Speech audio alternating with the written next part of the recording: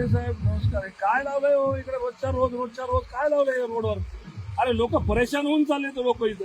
आता तुमच्या इथं बघा जवळपास इथं 3 आणि 3 6 माणसं हायवेला उभे आता. बाहेर ड्युटी आहे तुमच्या हाता की नाही काय? गावामध्ये ट्रॅफिकचा एवढा मोठा प्रश्न आहे.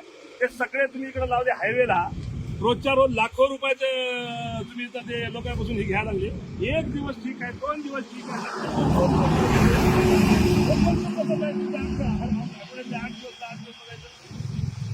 नाही हो, असं नाही.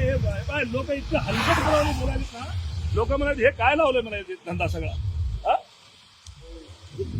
असं नाही हो, हे बंद करा बरं, बिलकुल बंद करा. उद्यापासून नाही दिसले पाहिजे तुम्हाला. मला सांगा तुमच्या इकडे काय उमरखेडमध्ये काय सोनं चोरायला यायचे लोक?